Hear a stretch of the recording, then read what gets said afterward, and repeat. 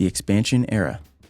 The doubling of the engine capacity made the power disparity quite large. Jack Brabham would take his third World Driver Championship in style in his eponymous BT20, and as such, famously, he remains the only driver to have won in a car that he himself made. The Repco 3.0-liter engines would take the title the following season as well, with another Brabham title, but this time to the New Zealander Denny Hulme. And it was anything but a dominating campaign, as Jim Clark single-handedly would match the reigning Constructors' Champions win tally combined.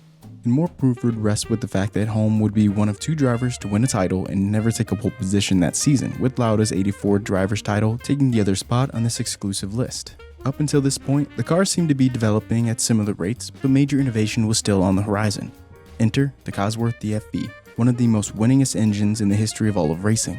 A Ford engine would win every single title from here until Niki Lauda's first Ferrari season in 1975. Ferrari would respond with a run of their own. Between these two juggernauts, no other engine would win a Constructors' Championship for 16 long seasons. In all, the era would host 12 Formula One seasons and would begin with a number of notable results, like Rodriguez would earn Cooper their final win, Gurney took his only win in his Eagle, and it would be Brabham's final title. And in this era, Lotus would take the lion's share of championships across a dozen seasons. The Lotus 72 was reported to be approximately 12 miles per hour faster than the highly successful Lotus 49 chassis, which was responsible for 2 Constructors' Championships, a runner-up, and a third place. Between these two cars, Chapman's innovations and the drivers he would employ, the recently relocated Norfolk team would run the table from 1968 to 1973, winning all but a pair of those championships. But by the time the era started to wind down, Ferrari grabbed hold of the trophies with both hands, snatching doubles in 75 and 77. And at that time, really, there was no stopping Niki Lauda. It would take a life-threatening, near-fatal accident to slow him down, and that only kind of did the trick. I mean, the man had to literally catch on fire for his results to be disrupted in any way. And even then, he nearly pulled off something unthinkable to win the season, despite missing 2 of those races. And this is a great story all on its own, but for now, we'll leave it at that. Who knows? Maybe we'll talk about that very, very soon. But it was clear, Lotus was on the cusp of something great yet again.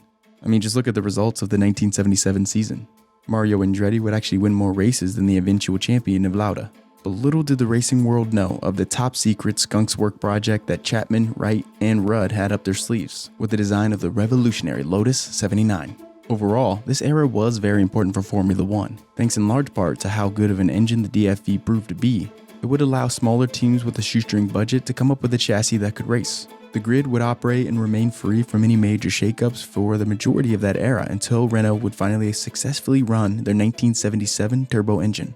A massive wave of technical changes was on the horizon. Formula One was about to re-emerge from technical stagnation, the ground effects era. And thanks to the latest boom in the sport, it would now need a touch of professionalism, despite the fact that at this point in time, F1 was more or less the show that we see today. But it still lacked many standardized principles as a business. Amidst the ground effects era was the official introduction of the FIA Formula One World Championship branding, as well as the 1981 Concord agreements.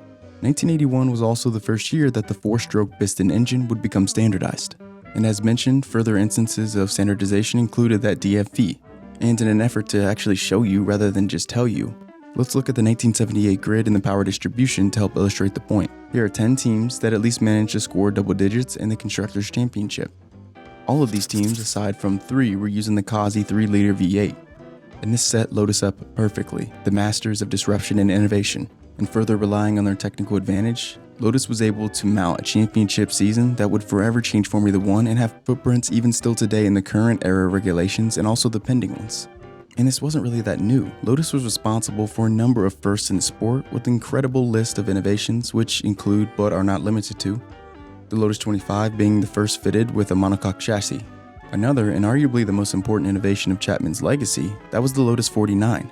This revolutionary challenger was designed in such a way that it integrated the engine as an active piece of the car's chassis performance, rather than just simply an innocent bystander bolted to the chassis itself.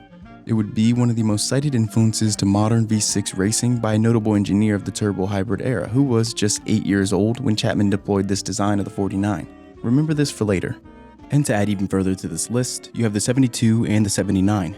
Both cars would go down as game-changing designs and revolutionary to the sport. They would be fitted with features that were far ahead of their time, like the side pod mounted radiators for the 72 and the 79 sporting ground effect technology that made the car untouchable. Over the next 5 years, Lotus would only capitalize on the game-changing technology for a single title, but the car made such an impact that teams got to work immediately copying the design. And all good things must come to an end. In this fairy tale, the ground effects era would be no different. Progress on these aerodynamic principles, which were illegal at the time, they were stopped dead in their tracks by the regulatory body. The cars and the cornering speed were getting dangerous, and the teams were exploiting the technology, and it would continue to put drivers in harm's way at a much higher rate. But maybe it's not the end of the world. The teams would now shift their focus from aerodynamics to power, and this shift was incredibly important to what was about to happen next.